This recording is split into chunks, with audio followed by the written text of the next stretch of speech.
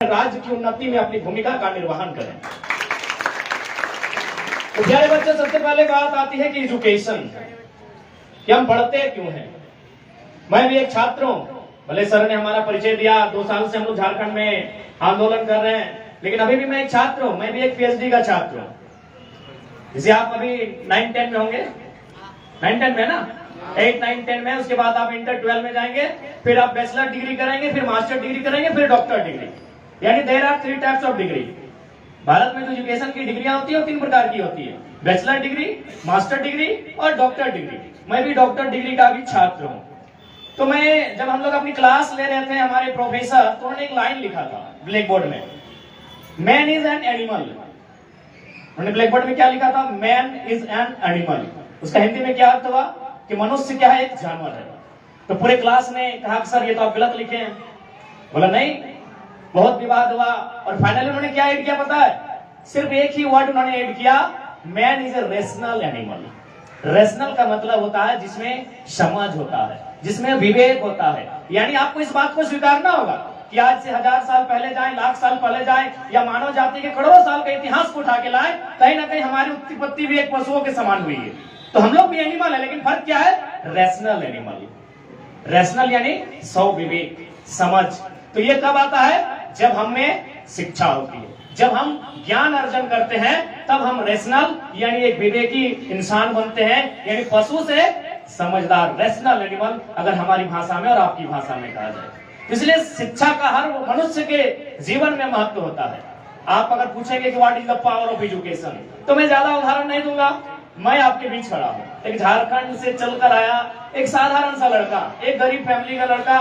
मैं आपको बता दूं, मेरा जो परिवार है, क्योंकि जब झारखंड मूवमेंट, जिस प्रकार इंडिया का मूवमेंट हुआ था, तो भारत के स्वतंत्रता सेनानी थे, तो हमारा झारखंड भी लड़ के लिया गया है। तो झारखंड के फ्रीडम फाइटर हैं, मूवमेंट के हीरो हैं। तो मेरे पिताजी भी उस मूवमेंट में रहे हैं। तो मेरी माँ को 3000 रुपए, 3000 ओनली पेंशन मिलता है।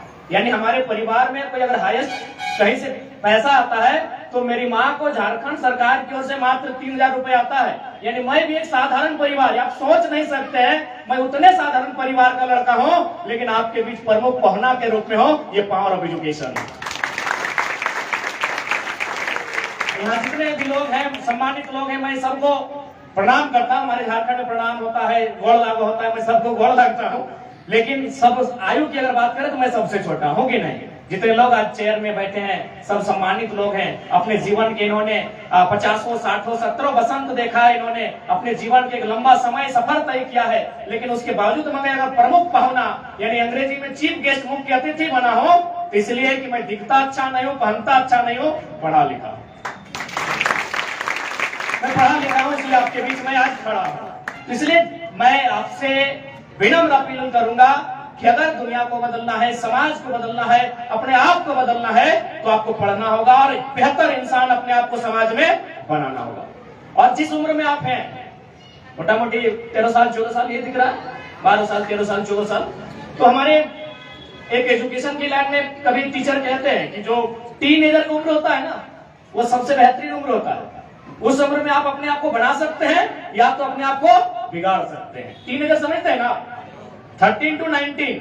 अंग्रेजी में अगर आप 1-2 से गिनेंगे उम्र को इंसान की, तो टीनेजर 13, 14, 15, 16, 17, 18, 19, यानी 7। ये 13 से लेके जो 19 की उम्र होती है उसे हम टीनेजर कहते हैं। यानी इस उम्र के जो स्टूडेंट होते हैं उनमें एक विशेष प्रतिभा होती है। आप उसी उम्र में हो, आप चाहो तो अपने आप को बहुत बेहतर बना सकते हो और ना चाहो तो बहुत बेकार भी कर सकते हो। इसलिए आपको तय करना है कि आप अपने लिए क्या चाहते हो। क्योंकि आप जिस उम्र में हैं, मैं एक छोटी सी घटना सुनाता हूं। जिस प्रकार छत्रपति शिवाजी महाराज का नाम आता है, ठीक उसी प्रकार फ्रांस में नेपोलियन बोनापार्ट का नाम आता है। फ्रांस है ना? हाँ, फ्रांस के सेनापति कहे जाते हैं नेपोलियन बोनापार्ट। बचपन की उन्हें एक घटना घटी थी। उनकी माँ उन्हें लेकर एक ज्योतिष के पास गई। ज्योतिष आप समझते हैं, जैसे कोई पंडित होता है, सभी धर्मों में अपनी अपनी मान्यताएं हैं, जो हाथ की रेखाओं को देखता है, जो भविष्यवाणी करता है इंसान की हाथों को देखने के बाद। तो नेपोलियन बोनापार्ट की माँ उन्हें लेकर एक ज्योतिष के पास गई थी, और ज्योतिष ने जब उनके हाथ को देखा तो कहा कि आपका जो पुत्र है, जब ये बड़ा होगा तो इसका जीवन बहुत दुख में कटेगा। तो नेपोलियन बोनापार्ट बहुत कम उम्र में, आपकी उम्र में थे, टीनेजर में थे। बोला कि आप ज्योतिष महोदय, आप ऐसा क्यों बोल रहे हैं कि जो मेरा तो जीवन है वो बहुत दुख में कटेगा? बोला तुम्हारे हाथ की जो लकीरें है ना, वो लकीरें ऐसा कह रही, मैं नहीं कह रहा हूं। उस पंडित ने, उस ज्योतिष ने क्या कहा कि तुम्हारे हाथ की जो लकीरें हैं वो लकीरें कह रही कि तुम्हारा जीवन खराब होगा, मैं ऐसा नहीं कह रहा हूं। नेपोलियन बोनापार्ट ने जरा भी समय नहीं गंवाया, क्योंकि उनका बचपन से ख्वाहिश था कि मैं बड़ा होकर एक सैनिक बनूं। बचपन से अपनी वो कमर में एक छोटा सा चाकू छुरी, आप क्या बोलते हैं, समझ रहे, चाकू छुरी लेकर चलते थे।